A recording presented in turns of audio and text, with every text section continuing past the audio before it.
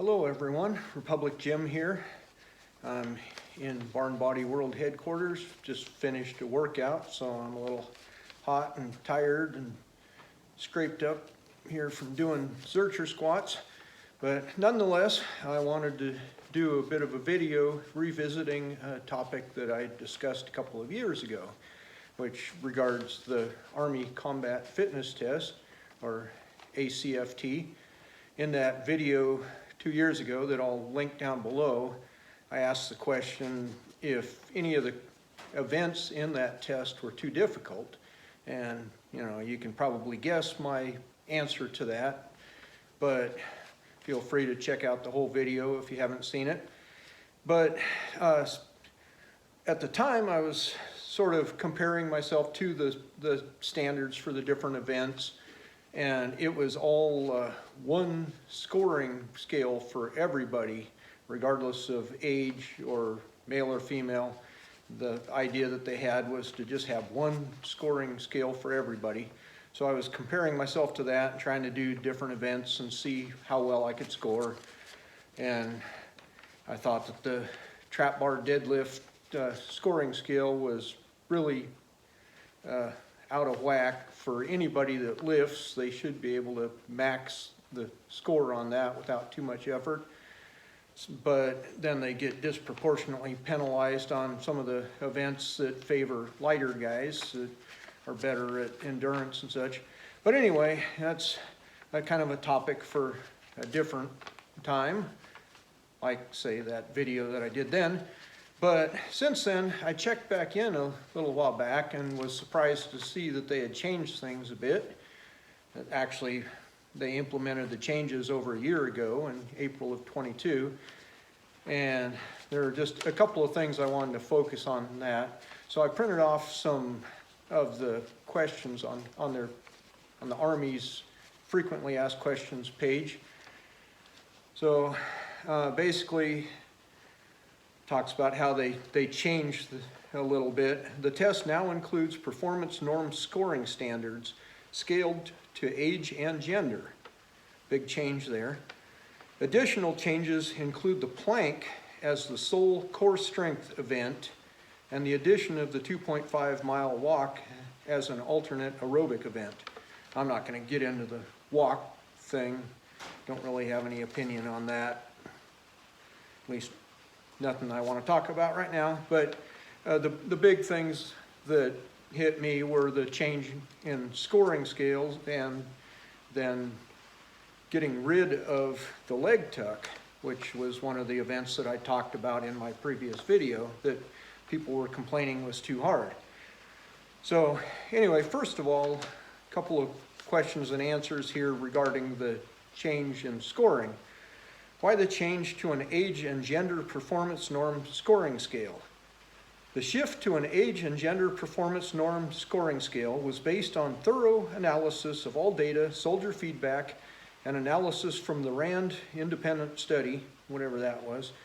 The adjustment in scoring scales more accurately reflect a distribution of performance across all elements of the Army and ensure a fair transition to a new fitness test of record. The resulting ACFT scoring scales are still rigorous and will enable the Army to promote a culture of physical fitness and readiness.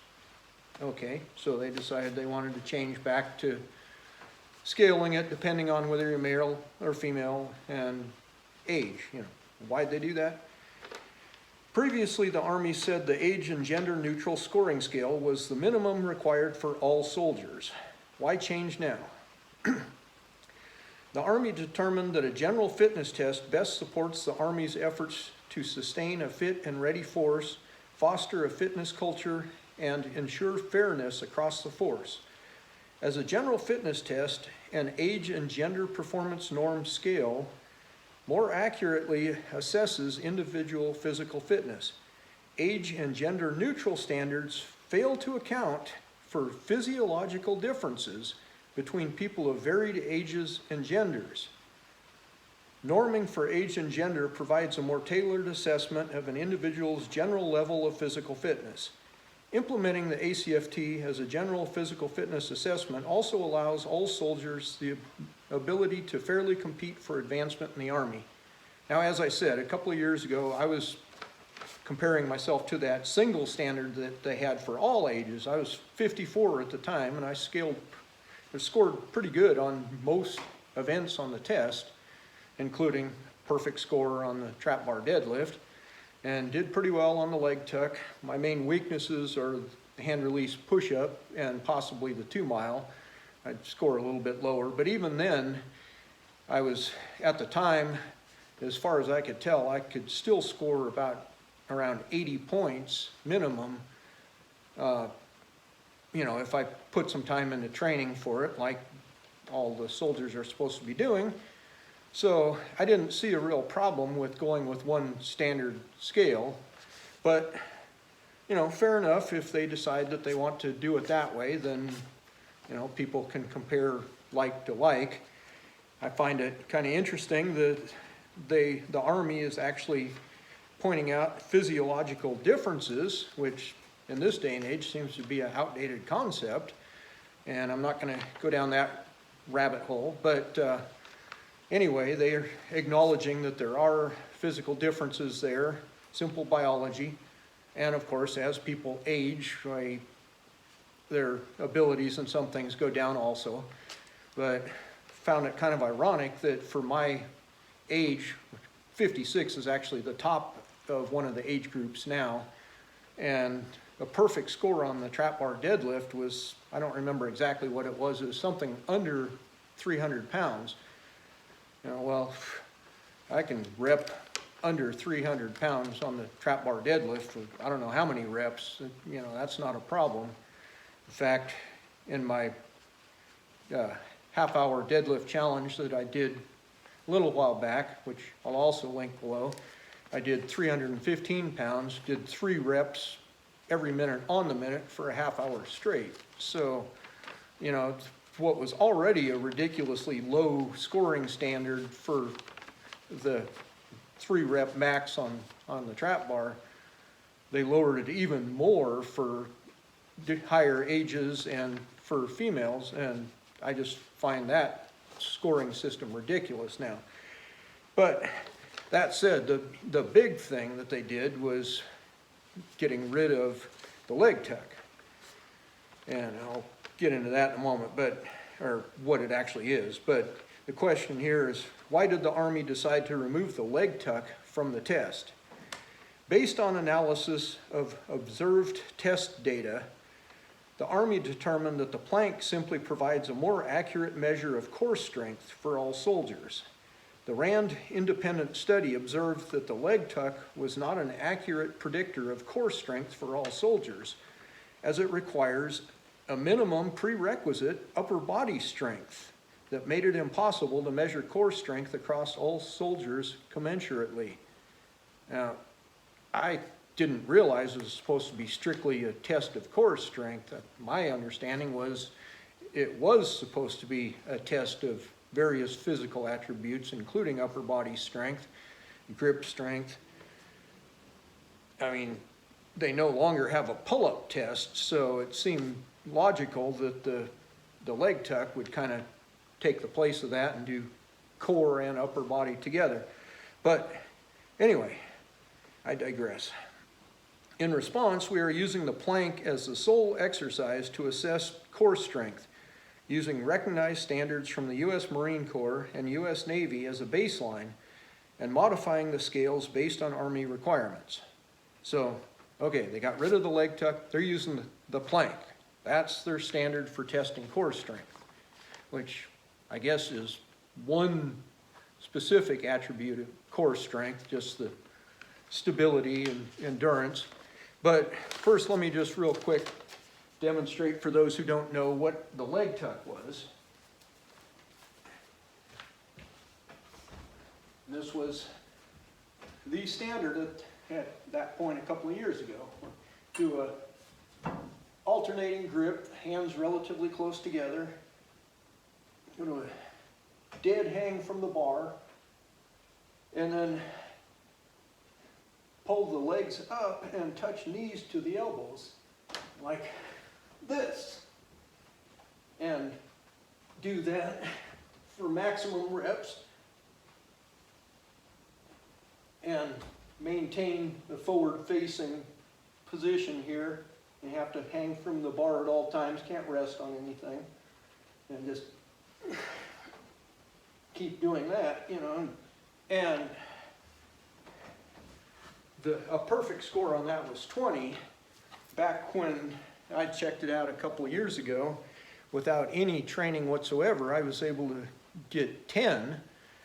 And I was figuring that with a little bit of practice on that, I could easily get up into the high teens at least. But apparently the problem that the Army was running into was way too many people were scoring low on that, including a lot who couldn't even perform one. And zeroing any part of the test just doesn't look good. So it was really not reflecting well on the Army. And, you know, I realized that for females, there is definitely a physiological difference that in general, they are not as strong in the upper body. There are some exceptions. And of course, somebody that's light and wiry can actually do pretty well on that test. But, you know, in general, it definitely favored males. And, you know, I think that's just one of the realities, especially if you're looking at going into combat, that there's going to be things that are more suitable for certain body types. But at any rate, you can see that I certainly have no problem with the leg tuck, but evidently Army wasn't looking good there with too many people failing that, so they had to make a change. So I'm going to shift things around here for just a moment, and then I'll get back to you and with some more thoughts on the plank issue. Okay, so back now. So first of all, pretty much everybody understands a plank. Just some people do it with arms straight and some on the forearms, and you know, the Army went with the standard forearm position. And they have basic rules about it where, you know, you have to maintain body alignment. Only the feet and forearms and hands can touch. And the idea is to just hold that position for maximum time, although the top score you can possibly get is just 3 minutes and 40 seconds, which, you know, for people who are working at training their core, that seems like actually a pretty short time for a perfect score. And interestingly, the Army did get it right on this one, in that the scale for male and female and different age groups has very little difference in it. 18-year-old male perfect score is only 20 seconds longer than a perfect score for a 63-year-old woman. So, you know, the fact is, anybody that trains a plank should be able to get a decent time, you know, depending on body weight, of course, but the core strength necessary to stabilize and do that doesn't vary a whole lot. I mean, you know, you can get ridiculous amounts of time for guys that really train it, but in general, there shouldn't be a whole lot of difference between one person and another, at least starting out. So, you know, I agree with the Army's position on their scoring on that. I have some other issues with it though. So, anyway, that's the basic idea, is just get into that plank position and hold it. And just maintain that position and see how long you can do it. So, okay, just to start out with, one issue I have is, you know what's pretty similar to this position is a push-up. And by strange coincidence, the hand release push-up is the third event in the ACFT. And anybody that really pushes hard on that one to try and get a lot of reps they're already going to have fatigued their chest and their shoulders and triceps and such. And that's a big part of the muscles that are stabilizing the upper body here. You know, yeah, your core has to hold and keep you from sagging and that sort of thing, but you know, it's those muscles you're already using for the push-up that are now supporting the body here in the plank. So I can see where somebody that was really exhausted from doing push-ups would have a hard time recovering just with one other event in between before they get around to doing the plank. So holding this position could be a little challenging for that. And in fact, I did some halfway high intensity bench pressing in my workout, and you know, I can feel it in my chest and my shoulders right now, much more so than in my core. Now, another issue that isn't really a big deal, because I don't see that anybody's going to be doing it, but on their description on the technique,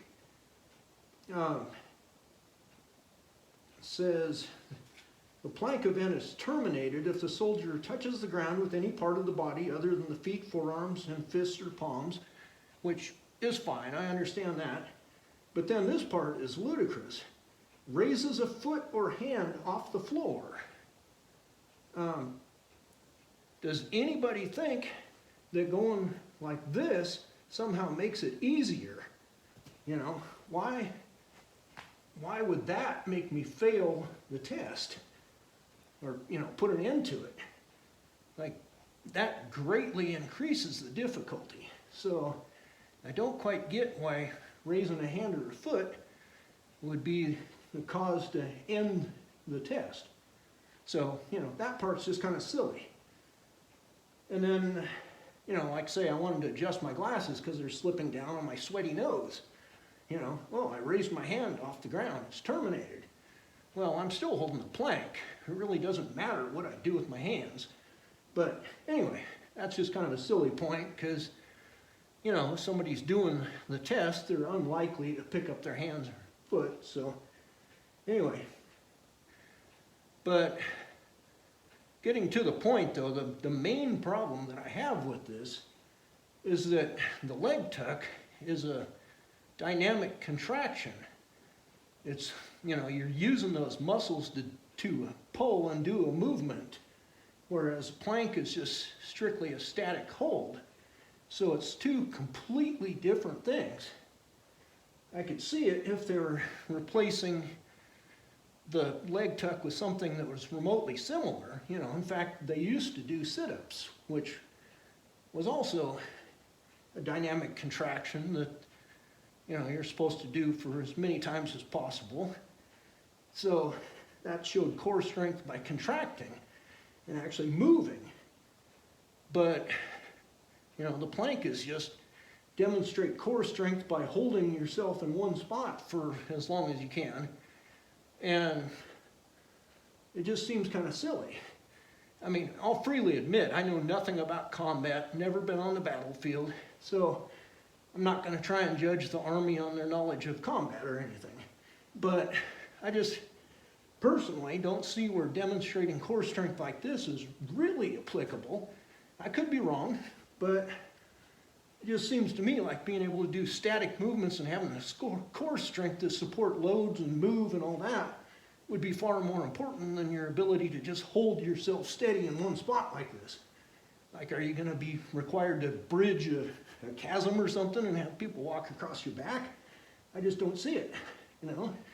But anyway, that's kind of my main complaint with that. So I'm going to quit this now because obviously I'm starting to shake pretty good, although that's still legal as long as a person maintains correct body position. They specifically mention in here that it is okay to tremble from effort, which they certainly better allow that because that's just going to be a standard thing that happens. But that's, in a nutshell, because I am a bit nutty, that's kind of my initial thoughts on seeing what they've changed in the ACFT. You know, as far as other core strength, ways to train it and also to demonstrate it,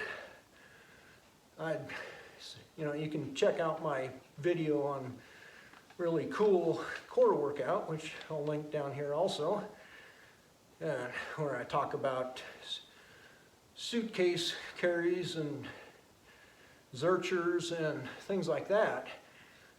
There's all sorts of things that I would think that would be more appropriate for demonstrating that core strength than just sitting in a plank position and seeing if you can hold it for over 3 minutes. Because there are people that can do really well on a plank, especially somebody lightweight that just is wiry and has a good core. They could hold a plank for a long time, but you tell them to pick up a heavy ammo can in one hand and walk with it, and it's just going to fold them. So, it seems kind of strange to me, and I think it was just caving to political pressure because it didn't look good for them with all the people failing the leg tuck. But again, I don't pretend to understand much about the Army or combat or anything, so if I'm off base on anything, feel free to comment and correct me on that, but don't jump down my throat, because I'm freely admitting I'm not an expert. But just my impressions on it, just from looking at the website and seeing what they're doing and such. And I'll probably revisit the topic again at some point and look at some of the other events, which some of them are actually pretty cool. But anyway, that's it for now. This has been Republic Jim. I'll talk to you later.